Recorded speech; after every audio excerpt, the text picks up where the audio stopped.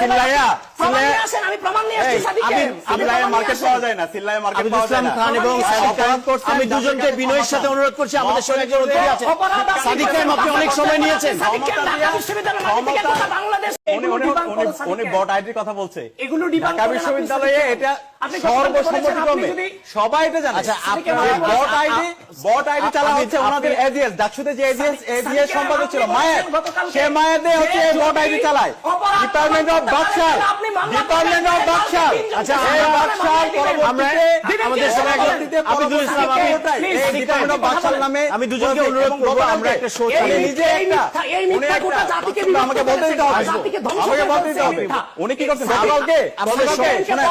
ভাই এই যে কথাই বলতে দিচ্ছে না, গতকালকে উনি কিভাবে গুজব ছড়েছে দেখেন। ওই থানায় গিয়ে একজন মোবাইল নিল, একজন সাংবাদিককে ওনারা নাকি ধরছে। আচ্ছা ধরো, সমস্যা নাই, যদি এটা ওনাদের অধিকার নাই, তারপরে তার ডিভাইস চেক করা সেটা হচ্ছে আইন শৃঙ্খলা বাহিনীর। কিন্তু ওখানে আবিদ ভাইরা সেই ডিভাইস চেক করলো, ছবি তুললো, একজনের দিল মোকাররম বিল্লাহ নামে একজন সাংবাদিক। আচ্ছা, আপনি মোকাররম বিল্লাহ হলে এই পর্বে সেই মোকাররম বিল্লাহ কিশোরগঞ্জের, ভাই কিশোরগঞ্জের, আমরা এখন দুজনকে থামাতে চাই, দুজনকে থামাতে চাই। আমাকে বলতে মোকাররম বিল্লাহ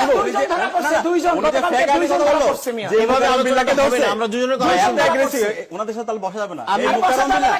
এই মোকাররম বিল্লাহ কিশোরগঞ্জ যে এমপি প্রার্থী ছিল তার পক্ষে সে ক্যাম্পেইনের পেজ সে চালায়, তাকে ধরে উনি বলছেন বটফোর্স ধরছে, তার দলের বটফোর্সদেরকে ধরে তারপরে সে বলতে চাচ্ছে আমরা একটু শান্তভাবে চালিয়ে দেব, সকল বটফোর্স আমরা একটু আকবরের কাছে যেতে চাই। আবিদ ভাই হচ্ছে আবিদুল ইসলাম সকল বটফোর্সের অ্যাডমিন। ভাই সিল্লায়া আমি প্রমাণ নিয়ে আসছি সাদিকের সিল্লায়া মার্কেট পাওয়া যায় না, সিল্লায়া মার্কেট পাওয়া যায় না। খান এবং আমি দুজনকে বিনয়ের সাথে অনুরোধ করছি, আমাদের সঙ্গে একজন অতিথি আছেন সাদিক ভাই, আপনি অনেক সময় নিয়েছেন। বাংলাদেশে যেভাবে নোংরামি ছড়িয়েছেন, ঘৃণার চর্চা করিয়েছেন, আবিদুল ইসলাম আবিদ, আমরা একটা টক শোতে আছি।